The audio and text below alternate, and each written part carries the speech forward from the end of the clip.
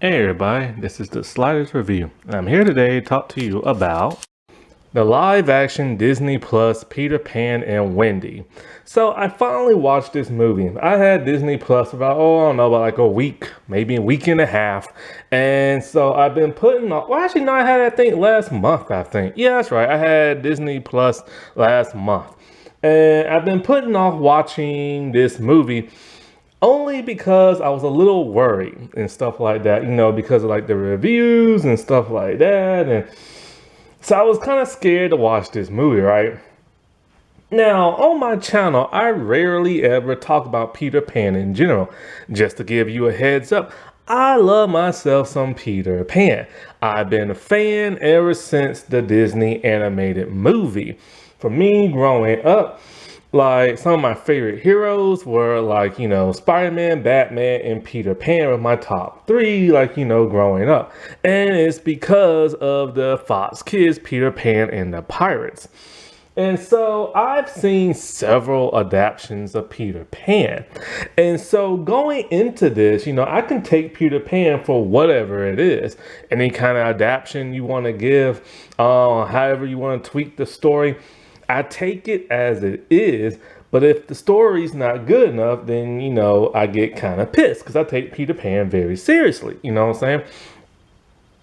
And so it doesn't really matter what the story is about as long as it's good and as long as it makes sense. And as long as it makes sense to whatever narrative it's trying to tell. And so, like, in my honest opinion, for all the Peter Pan stuff I've ever seen, I feel as though the 2003 movie is literally the best live action Peter Pan movie ever. I feel is very close to that of the story, the book that was written many years ago. Even though they took some liberties and changed a couple of things here and there, I still think it is the best Peter Pan like live action like ever. I think Hook is like the best continuation of what the mythos of Peter Pan is. I think Peter Pan and the Pirates is the best animated anything that has to do with Peter Pan. It reinvented the mythos and continue it beyond that of like, leaps and bounds. Sci-Fi's Neverland is the best reinterpretation of Peter Pan I've ever seen, done that in a scientific modern day, where like, it takes place in like around like 1800s, something like that, early 1900s. And it's like, the Lost Boys and Peter are pickpocketers and Hook is like an English gentleman. And it's a really good interpretation. It's completely different while still keeping to what makes some of these characters what they are, even though they change certain personalities. So I went into that movie knowing that. I went into it knowing that Peter isn't going to be the Peter Pan that we know and love. It's going to take a while for him to get to that point. And it's going to take a while for Hook to get to that point. Basically, it's like a prequel to like the original story and stuff.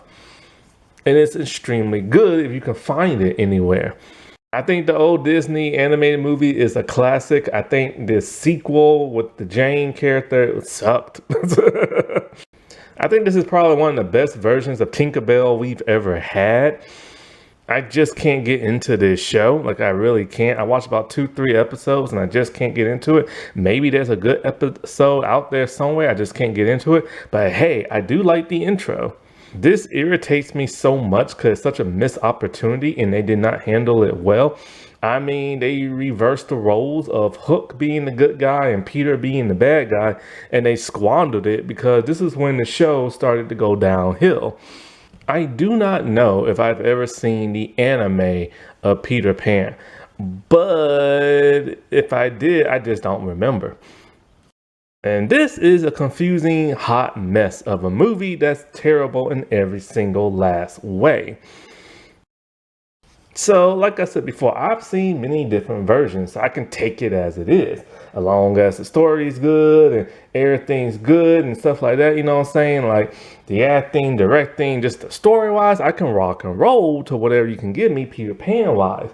However, when certain things don't really make sense and they take liberties, I'm like, okay, fine. If you're going to take a liberty and change things around, it has to make sense. Make it make sense.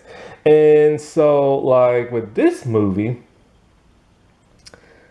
it's hard to watch this movie and not compare it to the 2003 movie.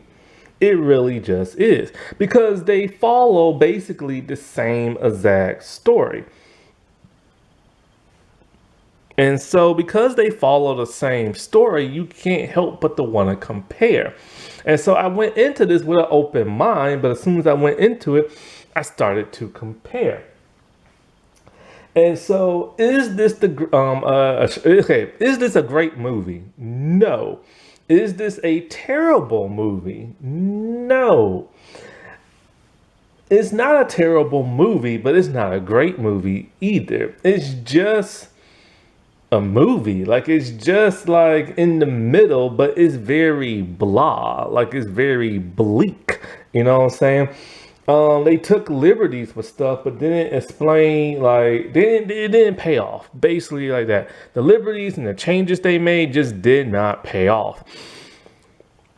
You know, it's kind of like one of those type of movies that like you'll watch it, but you'll forget about it the next day or the next week or so. And so I'm not going to keep it on my like watch list. I'll probably never watch it again. Mainly because it's like I said before, it's not bad and it's not terrible, but it's not good or great either. And it's like, you know, this movie, it has the classic story. It has the characters for the most part. But you don't feel the heart and the soul. That's what this movie is lacking. It's lacking heart and it's lacking soul. Oh, by the way, I've never seen Pan with Hugh Jackman. Never saw it, so I can't judge it. But the thing is, this movie is very, very dull and very boring. The color palette does not help, you know, because it's very gray and very muted. Everything today is very muted. And when you suck out the color, you sucked out the fun. Also, I feel like a lot of people in this movie was miscast. It's not that they did a terrible acting job. It's just this is not the role for them. Now, the best actor in this entire movie is actually Jude Law. Like he is literally the best thing in this movie. It just sucks that he's in a sucky Peter Pan movie and stuff. And so like I said before, like, you know, a lot of people was miscasting this. Now, the acting could have been better here and there for some people. Now, like I said before, when it comes to younger stars, I do not judge their acting. I do not go in hard on them, even if their acting was not up to par of what I wanted. Because I feel like an adult should never have to judge that of a young person. And even though some of these people are teenagers, still, you should never judge them. However, there are some adults in here, and those I will be judging. But I won't go in hard, because like I said before, it's not like it was really bad. It was just miscast. And so, like... However, I will give an opinion on some of the younger people who was acting in this. Because like I said before, it's not that they was terrible. It was just that they was miscast. But I'm not going to go in hard like, say, I Know What You Did Last Summer TV series. I Know What You Did Last Summer. I went in hard on that TV series. I'm not going to go hard on here. Because it just would not be very nice and everything. And I don't want to hurt nobody's feelings and stuff. Because, you know... Like I said before, it's not that it was terrible. It's just they missed the mark and everything. And so, like, another thing that was pretty cool about this movie, because not much is cool about this movie, I will say, the flying, about 90% of the flying looked really good. About 10% of it looked kind of weird and stuff, but about 90% looked really good. Let's see. Oh, the island on which they was on looked amazing. I don't know where it was filmed, but it looked really cool. Everything else is just like whatever. Like, the city looks like CGI. It did in the 2003 movie, but it looked a whole lot cooler. um, I think what else I probably like about this movie. Oh, there are some changes I do like. I like the fact that they changed the story behind that of Hook and Peter Pan. The Hook in the Peter Pan story has been evolving ever since the Disney classic. Like, if you ever watch any adaptation, you would know it's been changing. One of the things, the way it's been changing, is that they've been trying to connect Hook and Peter a lot closer. In the sci-fi movie, they had them as kind of like, Hook is the boss and Peter is his number one. And it's like they had like a father-son dynamic, Peter stealing for him and stuff like that until they had the clash. Basically, a woman came into the play and Hook put all his attention on her. And so that caused a ripple between Peter and that of Hook. And so it caused them to clash, things started happening, and then they became mortal enemies and stuff. So that whole shift in tone of storytelling has been going around for many, many years between those two. And I liked how the movie made those two originally best friends, but Hook wanted to grow up. So he left and felt abandoned by Peter because Peter did not want to go. Then Hook came back as an older man and took out his revenge. That is a very cool twist on the mythos of Peter Pan. And it's one I like that's very refreshing. Another thing that was very refreshing is the whole Tinkerbell and Wendy fighting over Peter. Now, I do like the idea of Wendy crushing on Peter, but I don't like the idea of her fighting with somebody else for his affection. Now, Tinkerbell, I don't like the idea she crushes on him only because nobody knows how old she is exactly. Because she's a fairy, she could be anywhere between a kid, a teenager, or 1,000,000 years old. Nobody knows. That's kind of weird to crush on a kid. And so I don't mind if she's trying to get his attention and she gets a little jealous when he doesn't pay attention to her only because they're buds and best friends. But I don't like the idea of her fighting and crushing over Wendy and stuff like that. And I don't mind her and Wendy becoming friends, but they need to earn it. And that's one thing about this movie, it doesn't feel earned. And their friendship at the end and everything. Why exactly does, well, I guess she wants to be her friend because she helped save Peter and stuff. Let's see what some other changes I like.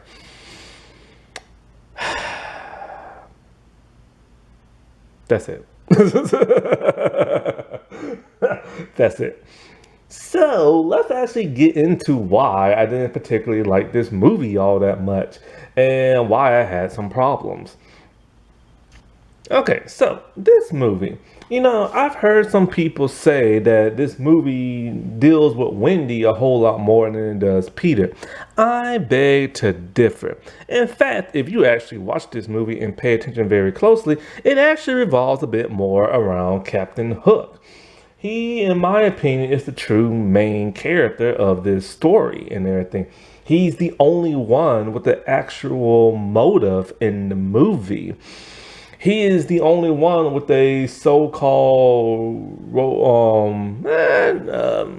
not a romantic interest, but a bromance kind of interest. He was best friends with Peter. Peter broke his heart when he didn't come with him and he came back and everything. He is a lover scorned and everything, if you want to put it in that kind of terms, you know what I'm saying? And like I said before, he's the only one with a plot and takes revenge and stuff. And he is a tragic figure that dies.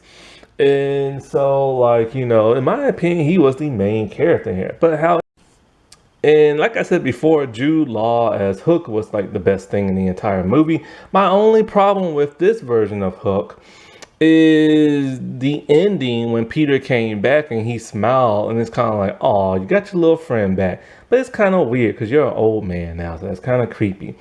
Also, like, if you're gonna smile and be happy about that, then why did you spend the entire movie trying to murder that dude? Another problem I had with this version of Hook was that the prosthetics. Why did they make Jude Law look this way? He looks so ugly and everything. And it's like, if you wanted an older, grumpier looking actor, cast an older, grumpier actor. Don't put prosthetics and all this stringy hair on him to make him look like, ugh. Also, the whole crocodile thing, they didn't play that up that much. It was only very brief. And that's something he is supposed to be terrified. And also, he's either very, very terrified in some versions or he's very, very pissed about that crocodile in some versions and try to hunt it down and kill it. And here it's just basically non-existent. Wendy Darling. The interesting thing about Wendy is that most people don't realize something. In many adaptations, she is actually the main character of the Peter Pan stories. Peter Pan is literally just like an object of affection. He's kind of like a puppy or a doll who's really hyped up and everything. But it is Wendy who is the main focus of all these stories. She is the only, like, think about it. She is really the only person in many adaptations who gets, like, a full circle, who actually has character development. Peter really never has character development because he just stays the same person that he is. Same thing with Hook. Same thing with the Lost Boys. The only thing about them that changes, they want to go home. And it's the same thing with her brothers and stuff. But the thing about Wendy is that she is a little girl who loves to have fun. And she's close to adulthood or teenagehood and stuff. And she does not want to grow up. She wants to stay a kid. She wants to play with her little brother. She loves telling stories. She loves the idea, depending on which version you're looking at.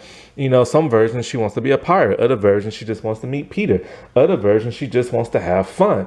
And it's her father who prevents all that. He is that authority that wants her to grow up, to be something she don't want to be. So as a result, she rebels against him. And when Peter comes flying on by, she takes him up on his offer and she goes on an adventure. And depending on which version you'll read or watch, sometimes she goes to Neverland and comes back, and other times she just stays there. You know what I'm saying? And it's her kids that constantly make him come back and get them, and her grandkids, and so on and so on. And so she is the most interesting character in the entire thing. And so, like, you have to build on that very strongly if you're gonna have her in a movie and stuff. That was so great about the 2003 movie. We got to see all of that. We got to see her playing with her brothers, obsessed about being a pirate.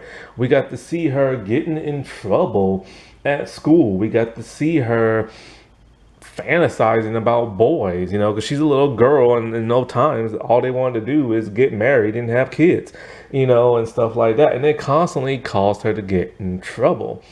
And so it is her father that lashes out in everything because he wants to be an upstanding gentleman, and he can't do that if his daughter is out of control and stuff.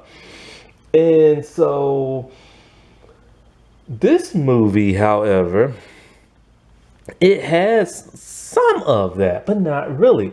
See, the movie basically starts off with her in her room with the rest of her brothers. And she has like a sheet that separates her side of the room from the boys' side of the room, indicating she is growing up and she wants her privacy. Therefore, she is already in the mode of wanting to grow up. But for whatever reason, the movie tells us, oh, no, she wants to stay a kid. And so we see her playing with her brothers and stuff.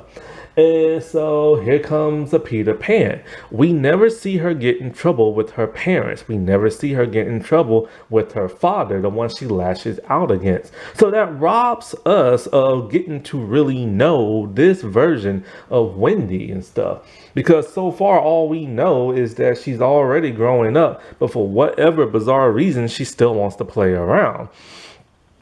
And so when Peter comes floating on by, it's the classic, sewing his shadow back to him. But there's nothing to captivate her into wanting to go with Peter. Peter, like I said before, is an affectionate person, a playful thing, like a puppy. Peter is like James Dean, kind of like the cool kid.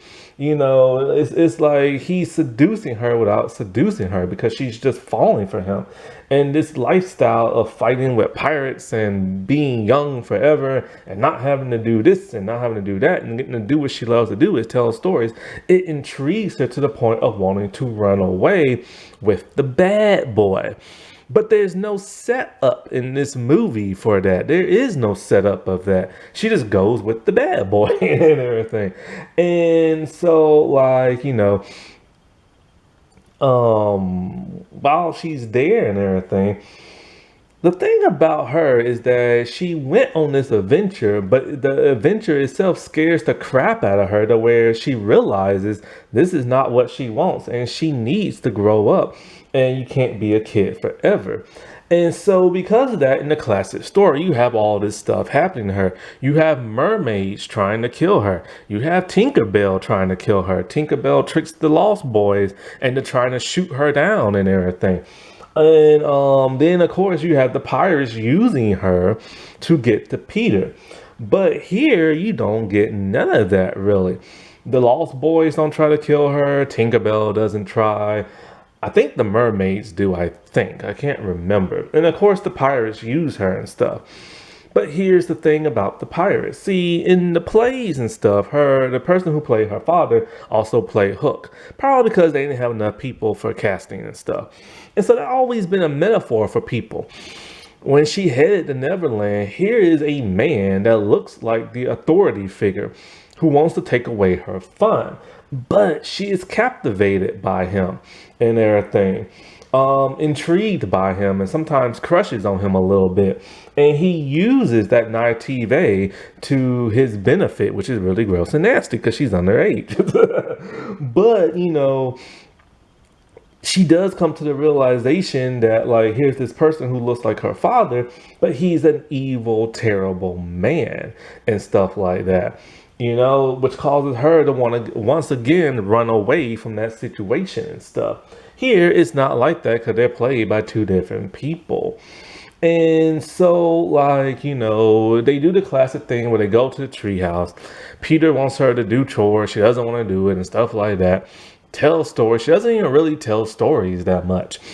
And so then we get a Wendy who, befriends Tinkerbell, and she leads the Lost Boys into fighting the pirates because, Peter is supposedly dead and everything. And she is literally being the hero towards the end, which kind of makes sense because, it's always been her story. But the problem is, in this movie, it's not her story and everything. Because she is kind of like, she's kind of like a co-star to that of Jude Law's Hook and everything. And so she's fighting the pirates. She's like, they gave her brothers something to finally do in the movie, like steering the wheel of the pirate ship because it's about to crash into a mountain. But then she has to take over and do it herself. Then she saves Peter twice, a person who knows how to fly, and she has to save him. He's been flying for decades and stuff, but she had to rescue him and stuff. And that was kind of odd and weird and stuff because he's such a hero. She should not have to save him. And, it's her who, wants to go home, and, the lost boys, or actually, I should say the lost kids, wants to go too. And, Peter doesn't want them to go. And then when, they are back, he's crying because she realizes, oh, this used to be your home and everything. And she almost convinces him to stay until, the ship is like, broke the chimney and it's flying back to Neverland. He goes back. And so the problem I have with this version of Wendy that was written is that she's only Wendy on paper. She doesn't have the qualities that make Wendy Wendy. I've already stated how when they introduced lost girls into this movie, it took away from the purpose of Wendy. Wendy is supposed to be that mother figure. And she is also supposed to be the one who like tells a bunch of stories. Peter likes that. He wants to hear about himself, but he also wants her to do chores and all this other crap, which she doesn't want to do. And her whole sole purpose is to be the mother figure of the Lost Boys, which is not present in this movie. Also, she is interesting. Wendy is the only other person to defy Peter Pan. She is the only other person to stand up to him. The only other person who does that is Hook. And, and the thing about her, like I said before, when they took away the whole crushing aspect on him, it robbed something of the movie, because here's a boy who plays around every day, has no interest in love, but all of a sudden these ideas are floating into his head and he's getting very confused, even to the point of kinda liking her back. But only for her to act like that authority figure in Hook that he does not like. And it really pisses him off. In some versions, he banishes her, in like in the 2003 movie where she said she will not be banished and everything. And it's to the point where he just kind of just wants her to leave and never come back to Neverland. And so when she leaves, of course, she takes all of his friends. He is lonely and everything. And all of that is robbed because she's not the Wendy darling that people know and love. They wrote her completely different and stuff. Now, as for the actress Ever Anderson, it distracted me every time I looked at her because she looks like her mama. She looks like Mila Jovovich and everything, who's Alice from the Resident Evil movies. Every time I looked at her, I'm like, oh, hey, Alice, what you doing in this movie? Oh, wait, you're not Alice. So it kept distracting me and stuff. Now, this is the third project I've ever seen her in. She's only been in 4 projects. And it kind of shows and everything. First time I saw her was in Resident Evil when she was the Red Queen. So I don't remember much of that because I just didn't like that movie. Then the second time I saw her, she was the young Black Widow of Natalia in the Black Widow movie. I thought she was pretty cool in that. In fact, I wanted to see more. And the third project is this one. The fourth project I've never seen. I think it's still filming or something like that. And so this is the first movie where she is the front and center co-lead and everything, where she's not playing a minor character and stuff. And so she has to do a lot of heavy lifting. But because she's inexperienced with acting, because she's still new to it, sorry about that, my camera died. Where was I? And so, she is still new to acting and everything. And her performance is it's pretty good and everything. And it's kind of like half and half. Sometimes she gave like a really good performance when she shows emotion. Other time when she had like a big heavy dialogue, she didn't emote and everything. There was like no expression on her face. And then when she says, see, what triggered in my head was that she had to say lines very similar to the other Wendy from the 2003 movie. And there, that actress gave emotion. And so when I was expecting it here, I didn't see it. Now, here's my thing. I would really like to see her in more projects and everything and be a big, huge movie star like her mother. She has potential and everything. She has the look. She has the voice. It's just she needs to polish her acting some. She needs, I don't know if she took acting lessons or not, or her mom just teaching her. But one thing I have about nepotism is that these stars children, most of them just learn from their parents. I would really appreciate if all these like famous children stars will actually like take acting lessons and stuff. Because I think she has the potential of being like really huge, you know what I'm saying? And if not like acting, then at least a model. Cause you can tell she's gonna be at least 5'8", 5'11". I don't think 6 foot. But I think she'll be at least 5'8" to 5'11" at the most and everything. Also, a huge missed opportunity is like, how come they didn't get Mila to play like either the mother to Wendy or an older version to Wendy? 'Cause, I mean, her and Ever look exactly alike. That was such a huge missed opportunity.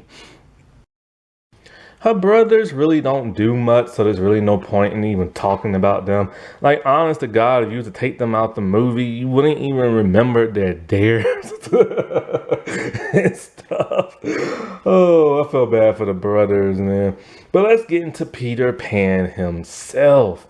So he is played by Alexander Maloney, and he's the very first Indian Peter Pan, which I'm surprised a lot of people didn't have a problem with. They did online talking about, oh, this movie's too woke. Man, forget them. And so this Peter Pan, like I said before, it used to be friends with that of Hook. But like, here's the thing. I think this actor was hugely miscast in the role. Peter Pan is supposed to be a youthful, fun, spirited, jubilant type person. And this actor is very serious and everything. And so serious and silly goofy don't match, you know what I'm saying? And so his acting is good. I just think he would be better suited playing a more serious dramatic role in another project. Also, he hasn't had that many projects under his belt as well. And so, like I said before, like, he has the potential to and be in some really good stuff. He needs to pick his projects better. He really, really, really needs to be in more dramatic stuff, more dramas, more I guess dramas really, because that's the only thing I can think of right now. Like a kid teen drama, that would be great for him when he gets older. An adult drama, play like a business person or a lawyer or like a police officer, a businessman, a father, something like that. Because he has that potential for those type of characters. But here, he didn't act like Peter Pan whatsoever. He barely smiled. He didn't say nothing. Nothing was written for him humorously and stuff like that. And he just didn't feel like Peter Pan. And so that came off as very odd because Peter Pan is supposed to be Peter Pan in his own movie and stuff. And when Peter Pan isn't written to be like Peter Pan, then it comes off as very odd. His costume was awesome and everything. But he just didn't act like Peter Pan. And that was like really upsetting to me and stuff. And something else. I can't think. I don't know why he wasn't written like Peter Pan for. Like, it was so bizarre. He was written way too seriously. Now, I'm okay with a serious Peter, like in the sci-fi Peter Pan, because that movie itself was serious. And so it made sense for that Peter to be serious. But here, when you actually have an actual Neverland that looks like Neverland, then Peter needs to be written the way Peter needs to be written and stuff. This Peter, like, there was barely any sword fights. He got slashed and he presumably died, but then came back, and then Wendy had to literally save him twice. That was just so weird and bizarre. In other versions of Peter Pan, like just like he said here, he ran away from home and he didn't want to grow up. In other versions, it's sometimes a little differently. He fell out of a crib when he was a baby. He ended up in Neverland. In some versions, he wished Neverland to be in existence.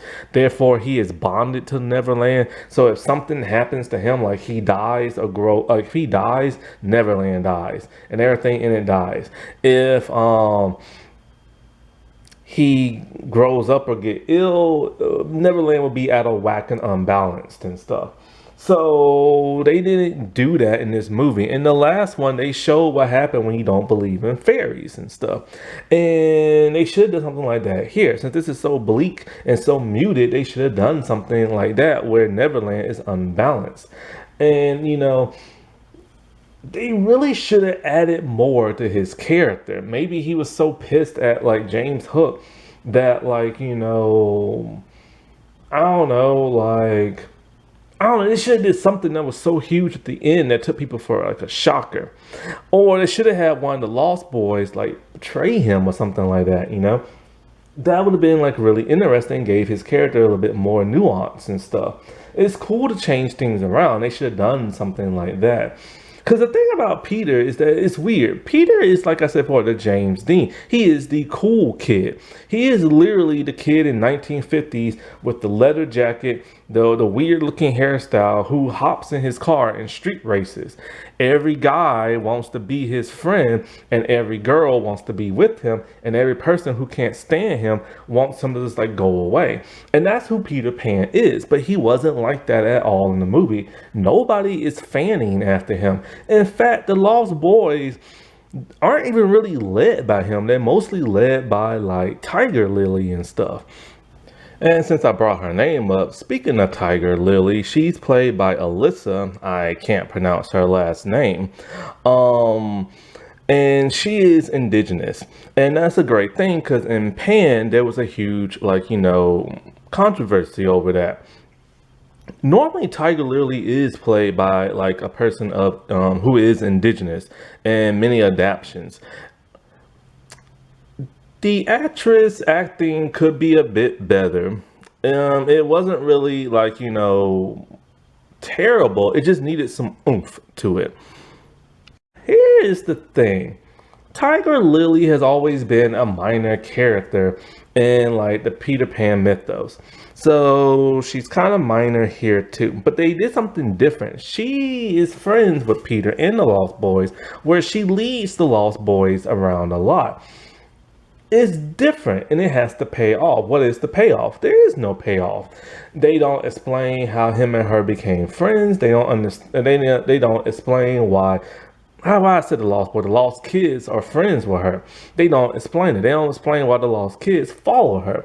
You gotta explain it. We're in the modern day where you have to explain everything. Everything has to be fleshed out. When it's not, fans get mad. So when you change something like this so big and you don't explain it, people ask the question of why. And people should never have to ask the question of why in a movie. Because when you do, then that stirs up a can of worms and everything. And so, it's interesting. She speaks in her native tongue, but she can hear everybody else speak English. I don't understand how that's possible. I mean, yeah, there are people who do that. I just don't understand how that's possible. Now, when Peter supposedly dies and everything, she rides him to safety and everything like that. Other than that, she really doesn't have nothing to do in this movie, which is quite a shame. In a 2003 movie, she didn't do nothing at all but laugh at Hook, fall around, kiss John, and that's about it. But in the sci-fi movie, oh, she does a lot. She is actually kind of like Peter's Wendy in that movie, kind of. They're friends, they're like love interests. She has a tribe. The tribe actually fights the pirates at the end of the sci-fi movie, which is really great. And then the leader of that tribe explains how they got there and stuff. The indigenous people are more fleshed out in the sci-fi movie. Here, not so much in everything. The pirates are just pirates. They're nothing to shake a tail feather at. They're not funny and cool like the other pirates you've seen in Peter Pan movies. Every pirate in these movies, there's only a couple of that stand out.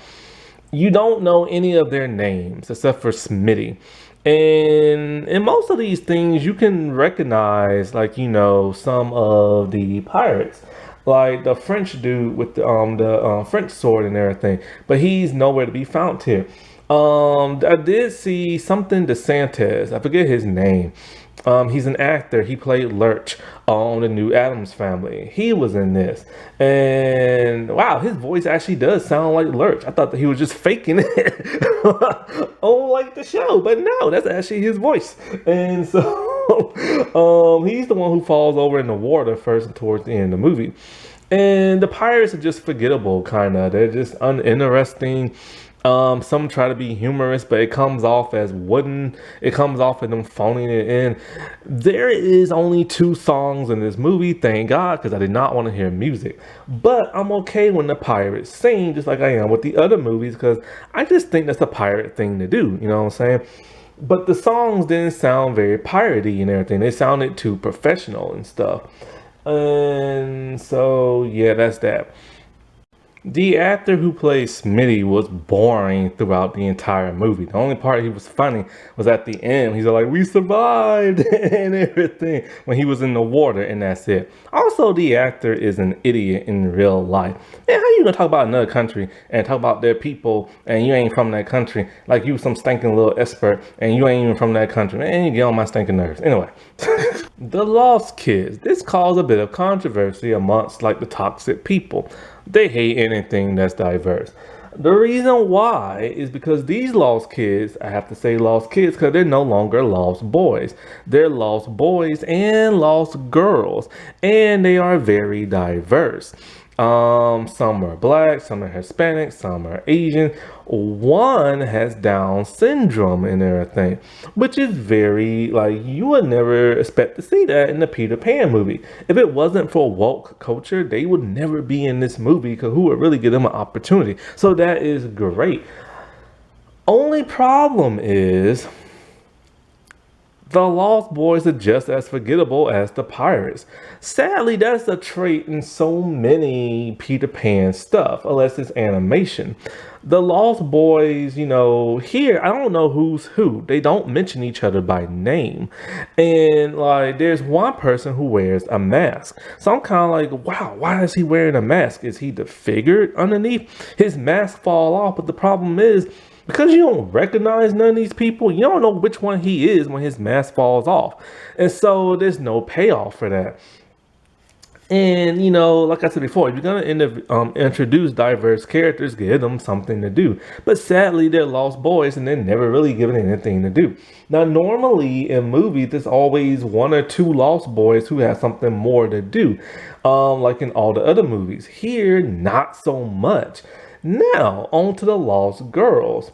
Like I said before, give me a reason as to why they're in the movie. Make it make sense. If you're gonna go that route of making lost girls, there has to be a payoff. There is no payoff here. And they're just literally there. And so it's kind of odd because, like I said before, they defeat the purpose of why Wendy is there. And and the thing is like, okay, when it comes to the Lost Boys, there's no need to explain anything. It's just typical boy who befriends a bunch of boys. They be friends. They get rowdy. They do fun stuff. It's self-explanatory. You don't even have to explain it. But it's very rare for a guy to make friends with a girl growing up. Not always, but sometimes. And so what is the reason why Peter wanted lost girls? Was it to be a mother? Was it to do chores? Was it to do this? Was it to do that? Well, it's never explained. It's never shown. These lost girls are literally just there. You don't know their names. You know the twins because, you know, there are twins in the Peter Pan stuff, but they don't do nothing. They have the personality of tomboys. So therefore, they're not there for, like, you know, chores and this and that. And most likely, they're not there for a love interest. So you need to give us a reason why as to they're there. Is it just because he wanted to have a bunch of friends and play around with them and be immortal? That's the only thing I can think of. And so it wouldn't be a bigger problem if they actually explain why all of a sudden Peter has lost girls. Like, you really need to explain that, because with boys, like I said before, there is no explain. Boys can just walk into a room, see a boy, be friends with him within 5 seconds and like bam. But with girls, it's a little bit differently. And why did Peter only befriend tomboy girls and stuff? And then all of a sudden, why did he befriend Wendy, who actually she's not really girly in this either. She's a slightly tomboyish and stuff. But what is the reason for Peter doing that? You know what I'm saying? And so when you don't explain and you don't have a viable reason, then there are gonna be people on the internet who's gonna be screaming woke, like, from top of their lungs and everything. And then you're gonna have people like me who love Peter Pan and scratching their head as okay, well, what's the reason behind this? Oh, there is no reason. You just did just to do it. And I don't get that. Now, on to the one that caused a lot of controversy because white people just have to be hateful in the times we're living in on YouTube. The Black Tinkerbell and everything. They race bent Tinkerbell and it sent the internet into like a fiery pit of hate and everything, very similar to a Little Mermaid. But after a while, they let it go and they just focus all their hate on the Little Mermaid. And so, like, I stand by them race bending this character. Who cares? I mean, you got an Indian Peter Pan, you have like a black Tinkerbell. Heck, in the sci-fi movie, she was silver. So who cares and everything? However, this Tinkerbell, now I stand by the race bending. I don't know in my old video when talking about this, I don't know if I said I was worried about the actress acting in this movie. Yara Shadidi, I think her name, Shadizi or something like that. I've only seen her in one thing, Blackish. I've never seen her in Grownish, but I've seen her in Blackish. And she was only there for the first couple of seasons until, she got her own spin-off show and she kept coming back. I do like her acting. In Blackish, she was like the posh girl, the stuck-up girl, the valley girl, but she was never the funny girl. That's the problem in Blackish I had with her. Because Blackish is a comedy and everybody's funny, but she was, the very straightforward, stern valley girl, posh type. And so she never came off as humorous. And so my thing about this about Tinkerbell, I've seen different versions of Tinkerbell. I've seen some that talk. I see some that don't. In the 2003 one, she did not talk. But in the 2003 one, she was extremely humorous. Her expressions were on point, just like the animated movie. And since they took away in this movie the rivalry she has with Wendy, if you're gonna cast any actress as Tinkerbell, and you're gonna make them mute, you have to make sure two things. They're funny and they give off a lot of expression. Here, see, in Blackish, she never really has any expressions. Like I said before, she's straightforward and she's posh. And so here, she seemed kind of uncomfortable making all these facial expressions. Like it was like the first time she's ever had to do that. And it kind of is and everything. I don't know how she is in Grownish. I don't know if it's like more of a comedy or what. So I can't say. But all I will say here is that she was miscast as like Tinkerbell, a mute Tinkerbell, because a mute Tinkerbell is supposed to be very expressionate and very comedic. And here she was not. She was giving expression, but it seemed more like phoning it in and very uncomfortable at that. They should have had her actually speak. If she would have spoken and had like a little bit of an attitude like every other Tinkerbell, then she would have sold it and everything. And she would have been fine. But they really should have cast an actress, I don't care what color she is, they should have just casted somebody who can give facial expressions, who can act like a mime, who can act silly and goofy and wacky all at the same time, while also being like, snippy and sassy and a little rude at the same time, because that's who Tinkerbell is. And they took that away from Tinkerbell. She's not sassy, she's not rude. She doesn't like, all this other stuff. And another thing is that in the 2003 movie, all you have to say is, I don't believe in fairies, and they die, and then Neverland dies. That was a big dramatic moment. excuse me, it got very dark, literally, like the sky and everything. And they could have done that here since everything is bleak and muted and everything. So I don't understand why they didn't go that route. Also, she's not very sparkly in this. She doesn't have that much like fairy dust sparkling around everywhere like in all the other stuff she does. And that's really a downside. Now, there have been Tinkerbells who don't have any glittery magic sparkles and stuff like that. But those are the ones who can actually speak and everything. But here they make it apparent that you need fairy dust and she needs to be sparkly. She wasn't. Now, the CGI of her up close and personal looked fine because it's just her up close and personal. When she was far away and teeny tiny and flying around, it did look kind of fakeish real and everything. But for the most part, it looked kind of fake. But you can always spot her out because she had that green dress on and stuff. But, she didn't feel like Tinkerbell because she didn't have all that magic fairy dust and stuff. Also, it's like, she's supposed to help out and save the day, and she kind of didn't and everything. And so those are the problems I have with this movie and why a lot of other people probably have problems with it too. It didn't have the heart and the soul of Peter Pan. It had the synopsis and the blueprint of it, but this version of it just didn't feel like Peter Pan. And the thing is, not even Wendy's parents missed her and her brothers. Like in the 2003 movie, you constantly see the parents aching and feeling sad and tired.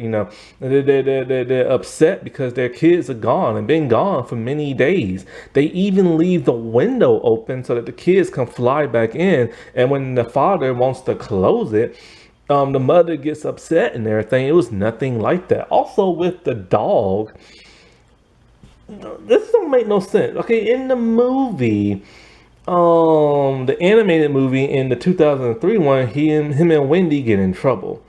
And so because of that, he gets put outside, which he doesn't want to be. And he sees Peter Pan coming in the house and he sees the kids flying away and all this other stuff, right? There is actual setup for it. Here, the father just puts the dog outside just because, it was in the animated movie and it's in the book and stuff or at least in the animated movie. So it's like, there was no reason in doing that. You got to have a reason why. And it's just like the parents would just the parents even love their kids? Seriously, man. They didn't even act like they was worried about them and stuff. But yeah. This movie, I appreciate the changes they made. Some of them, but it's just you have to give a reason why. These characters need to feel like they're characters. If you do decide to change them, you have to give a good reason why. You just can't change for the sake of changing and everything. It has to have that heart and that soul of Peter Pan. And sadly, this movie did not. And it pisses me off because I really wanted this movie to be good. I wanted to shut those toxic people up talking about, oh, it's bad because it woke and everything. It's not bad because it woke. It's bad just because the person who directed this also was the screenwriter for this, and he didn't do a good job. And he's done good stuff on other projects before, but he really dropped the ball in this movie. I don't understand why. He had a chance to make these characters cooler than what they used to be back in the day, and he really dropped the ball on this. Even the sword fights were unimpressive in this movie, and that's a real sad thing. Alrighty, well, I'll talk to y'all later. Bye.